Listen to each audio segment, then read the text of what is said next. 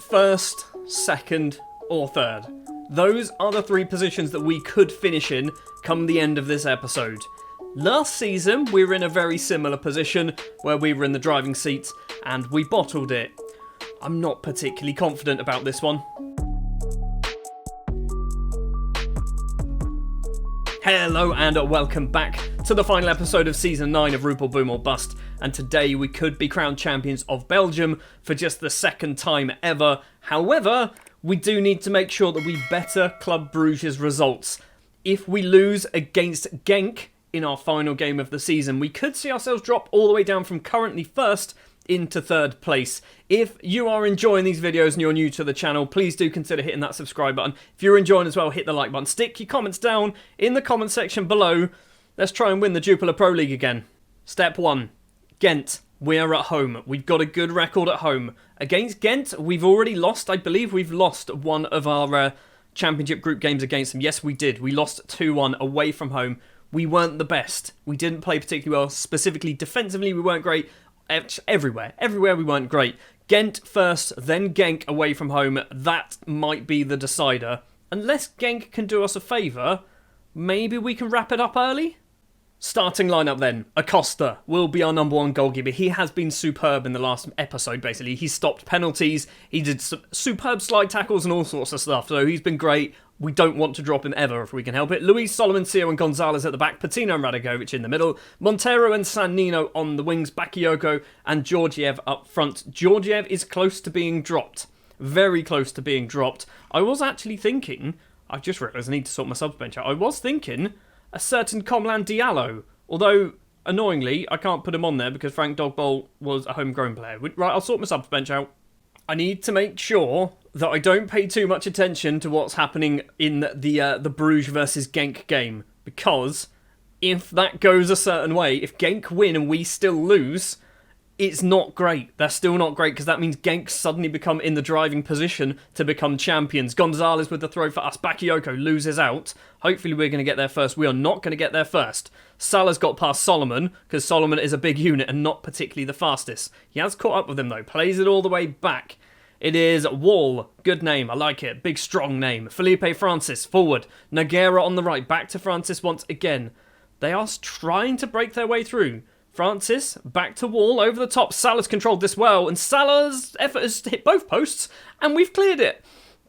We got very lucky there. Very, very lucky there. I don't know whether that counts as one shot and hit the post once, or did they technically hit the woodwork twice in that? I think it's technically twice, right? Sannino's going to get that. Good job from the Italian loanee. Goes off towards the right-hand side. Luis is behind him. Montero's in front. Sannino needs to use somebody, or maybe cross it yourself. Luis, first time cross. It's a bit too hard from the fullback. Charlie Patino keeps it alive. Radakovic, get that ball in the penalty area. Not like that, buddy. Not like that at all. Sio gets this. Forward to Patino. Radakovic again, right-hand side towards Montero, who does control it well. Two in the middle. It's a great tackle from Giuliano. Jose Luis. Montero again. Tries to cross it. Bakayoko's there. He's got two chances, and the ball has trickled into the goal. We are 1-0 up against Ghent. This is big. This is big. This is absolutely massive. I mean, it's not massive, is it? But also, this is massive. If we can get the 3 points in the first game, I'm going to be a little bit happier when it comes to playing the second game. Also, if we win this and the other match is a draw, we're effectively champions before a ball is kicked. Montero's gone for goal. It's a good save from Godlieb.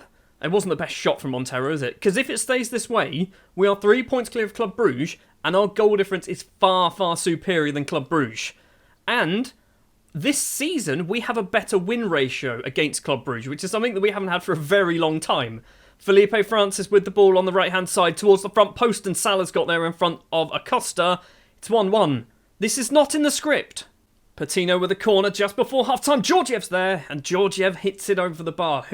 Georgiev has been garbage as of late. He has been really bad. He's been struggling to do anything of interest. Hits that one over the bar. It's 1-1 at half-time. I mean, what do we say? We can still win this?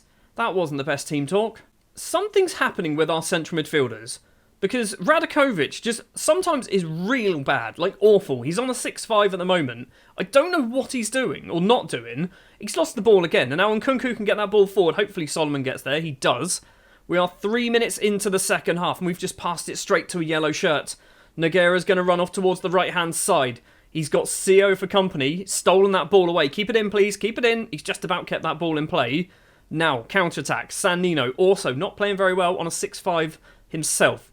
Gonzalez smashes it up towards nobody. Get the ball forward. San Nino's controlled this. Here we go. Run with it, my friend. Montero's got space. Pass it to Montero. Oh, keep going. Sure, keep going is certainly an option. Runs into Georgiev. San Nino's still got this ball into the penalty area. He's going to go it alone. Oh, my word. San Nino has just scored the most ridiculous goal I've ever seen. He picked that ball up from the left-back position, right?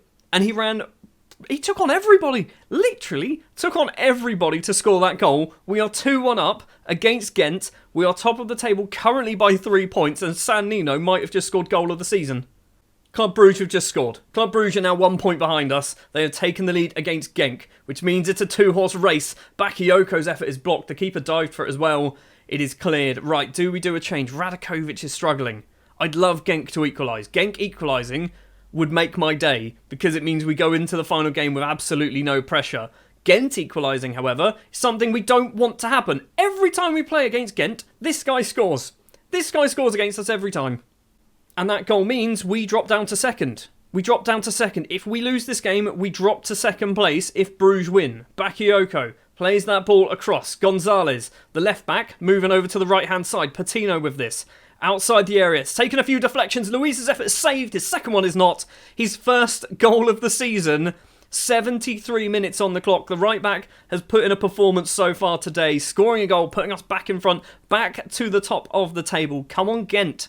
Genk, not Ghent. Don't come on, Ghent. Come on, Genk. Genk get an equaliser. Luis again crosses that in. Godlieb makes a save that I don't think he needed to make. We win ourselves a throw. We're not going to see the throw, however. Radakovic is coming off for La Rosa. I want to take Patino off, but he's doing well, but he's struggling for fitness. Take off Georgiev as well. Comland Diallo. Diallo, it is your time. If you can get yourself a goal, I will be more than over the moon. That's what I was going to say. That doesn't even make sense.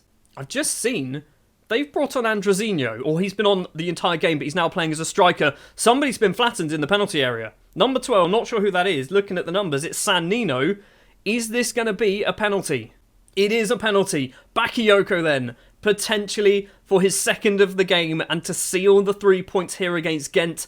Where's he going to go? Straight down the middle. It was garbage. Second attempt. Second attempt, though. He does not miss that one. It is 4-2, his 43rd goal of the season. He shouldn't have missed the penalty, should he?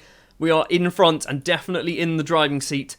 Genk, are you going to do anything? Are you going to score an equaliser late on? That would be lovely. Ghent have another chance. Luis steals it off Andrezinho. Don't manage to get it to Bakayoko though. Wall. Forward. Salah has this. They're playing 3 up front. Felipe Francis into the penalty area. Acosta, I think, saved that. I think it hit the post and then Acosta got it clear to one of our defenders. We've got 30 seconds. They can't score 2 goals in 30 seconds, so even if they do score now, I'm not too fussed. If we get a 5th, that will be absolutely superb. Bakayoko doesn't win the header, and once again, Ghent can come forward with the ball. Felipe Francis plays that through. Mutsamo in the penalty area. Sio with a wonderful slide tackle. The ball still is alive though. La Rosa smashes that upfield. Referee, we're on 94 now. Referee, blow that whistle, please. Let's give ourselves the 3 points. There it is.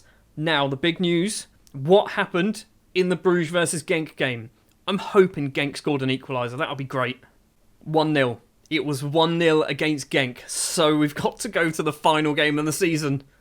We have to beat Genk. We have to beat Genk. We are still in charge. In this current situation, we are still in charge. If we lose against Genk, we still could technically win the title, but you'd have to expect Club Brugge will be beating Ghent. That's good news. That's good news. Right, just in case we don't win the league, we have still qualified for the Champions League qualifying rounds, similar to last season. So that's good. Club Brugge also have qualified. It means, basically, right, this is something that I've thought, which is really stupid. We have this European places playoff, but if you finish in 5th, you get Europe now. You get Europe because we have 5 teams that qualify for Europe. So you finish in 5th, you get Europe regardless of who wins that game. I don't get it. One more time then. Same starting 11. I've done the same thing that I did a couple of matches ago where I swapped Patino and Radakovic over. Patino is a better DLP. That's just my opinion. Radakovic literally the last 3 games, hasn't been very good. It's going to be Acosta, Luis, Solomon, Seo and Gonzalez at the back. Midfield, Radakovic and Patino, as I've just mentioned. Montero, San Nino on the wings. Bakayoko and Georgiev up front. 63 goals between those two. If you include the 2 wingers, that goes from 63 to 86 goals between just 4 players. You've then got Piazza, who's got 7 as well to his name. Faye's got 6, who hasn't really played a huge amount. Dogbol's got 4 as well. So there is a lot of goals in this side. Let's get one more goal. Literally everyone in our starting 11 has scored at least 1 goal, including the goalkeeper. Genk are looking to be spoilers here. They are playing just one of our former players in the shape of Torres. They are not playing Gabbia. I don't know whether Gabbia is injured, but I think Gabbia was our captain when we won the league last time, so I'm kind of glad he isn't playing. Ghent are at home for their Club Brugge game. Ghent are not very good. They have lost, I think, every game bar 1 in this championship group, so I'm not holding out much hope for them doing us a favour, but there is the kind of outside chance they might do us some good. We need to win. Club Brugge are already winning their game. Corner for Genk. That's not good. Don't score from this. Good. Jose Luis clears it. Rasmussen's going to get the ball back, though, for Ghent. Fadzili. He's been tackled. San Nino's nicked it. Good job, San Nino. Run with that ball. Right-hand side is Montero. Use him. Use him. Pass the ball. There you go. Didier Montero to Bakayoko. Literally 6 minutes on the clock. Can we take an early lead? Into the penalty area. Montero can't get his shot away and the ball is cleared. So Bruges are top. They are 1 point clear at the top because they are winning their game. Patino's picked up an injury. That's not good. Patino's been one of our better players over the last few matches. Richard Gonzalez, long ball, Georgiev, who's also been very bad in our last few games. Down the right-hand side, needs someone in the middle. At least one, he's gone for goal himself. It's absolutely awful, mate. I have a feeling in the summer I might be replacing Georgiev, even though he scored 20 goals for us this season. He's just not convincing enough. When you look at Bakayoko, who's got 43 goals, and his strike partner's only got 20, like, what's he doing? This is going to be such a disappointing end to the season if we literally just draw 0-0. If we draw 0-0 with very little attack in football, it's going to be so disappointing. Hermans has it for Genk. Thorsved in the area. Crosses it to Fadzili's effort. It's gone wide. Still 0-0. We are approaching half-time very, very quickly. It's probably going to be 0-0 at half-time. Acosta to Solomon. Luis is on the right. Is he going to go to him? He does eventually go to the right back. Forward to big Didier Montero. He's not big. I just wanted to call him Big Dids for once. Montero's going to go off towards that left-hand side. San Nino, who scored the absolutely amazing goal in the last match, into the penalty area. He's been tackled. It's not a foul. It's not a foul. The ball is cleared upfield. We're going to keep this alive. Get it back up there, buddy. We've got 2 minutes of injury time, plus 20 seconds of normal time. Luis, Montero, cross it, buddy. Cross it. Don't miscontrol it. Cross it. Casase to Van Dam. Montero's nicked that ball away. Cross it. He's gone for a Rabona. Why did he go for a Rabona? Why did you do a Rabona? Cross it like a normal human. It's not time for be fannying about with Rabonas, okay? This is not the time. This is the time to just be getting the ball in the penalty area and scoring some goals. Seo to Radakovic. We are still not quite at half-time. Richard Gonzalez has this on the left. There's 5 in the middle. It hits the first man. And now Genk can possibly counter. Seo gets it forward to the injured Charlie Patino. Montero. He's probably going to go for another Rabona. Georgiev gets this ball. Cross it. He does cross it. Bakayoko's there. It's blocked by the defender. It's still going to be 0-0. We should be winning. We have been so much better in this game, in my opinion. We should be winning. It is 0-0 at the moment. I need to say something. Pump fist. Let's fire them up. Win this one. Come on, lads. Everyone is looking motivated. That's good. We're keeping Patino on. He's too good to not play. There is an early chance for Genk. Get it clear. Charlie Patino does so. Thorsved's collected it. We're, 3 minutes into the second half? Down the left. Plays it to Hermans. Makes some space for himself, and Hermans might have put the first nail in the coffin. I've just seen Club Brugge 4-0 up against Ghent. So Ghent aren't doing us a favour. We're not doing ourselves a favour either. That's it, isn't it? That is absolutely the end of it. I can't see us getting back into this. Let's demand more. What can we possibly do other than... Oh, Ghent have scored, but it's 5-1. It's a free kick. It's a free kick. If this goes in, it's game over. It is number 42 potentially taking this. Thorsved. He's been a thorn on our side most of the time when we play them. It's over. It is absolutely over. And it is 100% our fault again. I've given up. I've given up again. Another season. Second place again. I mean, what can we do to get ahead of Bruges? We've literally beaten them twice this season. We've lost to them once and drawn with them once. and we're still going to finish behind them. They're 6-1 up against Ghent. I'm not even going to bother. 1 minute of normal time to play. We do have ourselves a highlight. I've done no subs. All of our players are absolutely knackered. Woits is in on goal. Woits is going to put that in. It is 3-0. I feel like he might be a former player, you know? Rubbish. Absolutely rubbish. How have we lost this game? We had an XG of 1.7 and we didn't score a single goal. How have we lost this game? Water bottle time. Unacceptable. We should have won the league. Everyone accepted me throwing a water bottle. Everyone accepted it. The last day of the season. The literal last game of the season. And that's where we drop out. That is where we drop out. Let me show the league table. We were top all season. All season we were top. Championship group. We were probably top for most of it. And then we lose. Last game of the season. I absolutely hate this. At the end of the season, we're just half your points. You can have a 12-point gap at the end of the season, which is 4 games. And then they just half it. So it's now just a 6-point gap. So it's only 2 games now. I hate it. I absolutely hate it. Right, end of season review. So, we brought in a few players. We didn't really bring in a huge amount of players. Georgiev is the star signing. And when you actually look at the amount of people who played, it's only Georgiev and San Nino. Those are the only 2. And I think I probably need to look at extending your loan deal if that's an option. Do you want to do that? Or can we just buy you? Maybe we can buy you. 3.1 million. I mean, let's drop that down a little bit. 2.8, that's a bargain. At least we won something. At least we won something. The Croquis Cup is ours for a second time.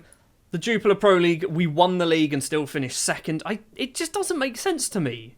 If there are any Belgians watching, is this genuinely what happens? Do you see teams who are literally top all season then just drop down at the very last game of the season? Because it's happened to us far too often. Literally the last 2 seasons, we've been the best team in the league, and then we just lose at the last minute, and we're not champions.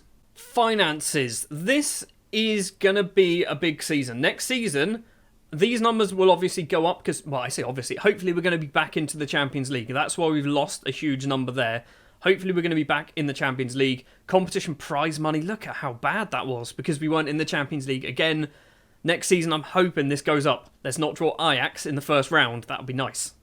How are we lined up then? It's the same starting 11 that we always play. I have brought in a almost world-class central midfielder. We're going to have Patino and a new player who we've signed from Juventus for about £7.5 million. So yeah, Radakovic next season hopefully won't be as much of a liability, that's the word, as he has been this season. Everyone else I'm thinking might be staying the same. I'm not sure what year it is, but did I win Manager of the Season or was that last season? But yeah, fair enough. I mean, we do win that quite a lot because we overachieve most of the time. Club awards then, Bakayoko wins most things. Signing of the season is Georgiev, but I'm not impressed. Like I said earlier, I'm not impressed. Even though he scored 20 goals, I'm not impressed. I want 30. When Bakayoko scores 43, your other striker should be getting at least half of that. He did get half of that, didn't he? We did get 63 goals between our 2 strikers. Mohamed Faye has won European Champions Cup Golden Boot Award. What? When? How? When did he win that? When did he win that? This was ages ago, right? This was ages ago. This was here. This was last season. Why is it telling me now? Why is it telling me now that he won that? Bakayoko, top goal scorer. African Footballer of the Year is also Bakayoko. Golden Boot is Bakayoko. Ebony Boot is also Bakayoko. Goalkeeper of the season is Acosta. League 1 Golden Glove is Acosta. Best young player is Acosta. Best Belgian goalkeeper is Acosta. We've got a good side. We've certainly got a good side. Overall, best 11. Andre is still in there. Acosta moves on to the bench. Patino makes it into the starting 11. 135 appearances for Charlie Patino. That's quite good, isn't it? Then you've got the rest of them. It's slowly morphing into our current squad, isn't it? It's slowly getting there. So we've still got Gabia in the starting 11. We've still got Zazua and Polizzi, but everyone else is still at the club. Maybe Ant, we might be leaving soon. Oh, and Andre. Obviously Andre as well. He's certainly not our number 1 goalkeeper. Well, at least the board are pleased that we're challenging for the title, which is good. But we should be actually winning the title. Not just challenging, we should be winning the title. What do they want from us next season? Top 3? Fine, we should do that without any problem. They want us to reach the Champions League playoff. which we're already in that, I think. And they want us to challenge for the title the season after. So yeah, we're on course. We're going to be doing this anyway. Turns out, don't tell your players you're going to win the title next season. Even though, if we won one more game, we would have been champions. They hate that. They absolutely hate that. Fine, top 6. Top 6, that's better. We're going to be second or first. That's what I'm hoping. Also, we want to get the, reach the Champions League proper. Cool, they're happy with that. And we'll talk about promises next season. Right, before we go, I'm going to try and do some requests from the board. Training facilities, I want them better. Youth facilities, I want them better. I'm also going to ask, possibly, about doing the stadium again? Oh, youth recruitment. Let's do youth recruitment. Clearly, they're happy with that. That's going to happen. Oh, and we get to offer San Nino a new contract as well. I say new. We'll actually get to offer him a contract. The board have rejected both the youth and training facilities. After everything I've done for this club, seriously? Threaten? No. Come on, let's try and convince him. You can ask as much as you like. We've got 75 million in the bank, Henk. Come on. I'm trying everything here, and it's not working. It's not working. I was tempted. To threaten. Probably not a good idea. Right, what about this one? Come on. Right, we've managed to convince him to do the youth facilities. So we're getting new youth facilities. We're not getting the training facilities. And the youth recruitment is going up. £5.28 million on that. Now, can we do another one? No, not just yet. Okay, well, maybe start next season. I might ask the board if they want to, if they want to expand the stadium. I've just seen as well, spend the original transfer. We've got £68 million to spend, and they want us to spend that transfer budget. This summer might be big. Are we ever going to win the Jupiler Pro League again? My thoughts are maybe. If we are going to spend all of that transfer budget in the summer, we should have enough money to have a very, very good squad. It's going to take a lot of convincing myself personally to actually do that, but we're going to give it a go anyway. Thank you very much for watching this somewhat disappointing episode. Second place again. If you did enjoy, do please remember, hit the like button, hit the subscribe button if you are new. I'll see you in the next episode where Season 10 begins, and we try and win the title for the fourth time in a row. Not fourth time in a row, but we'll try and win for the fourth time in a row. We don't win the title often. We're going to try and win again. Thanks for watching. I've nailed that outro. See you next time.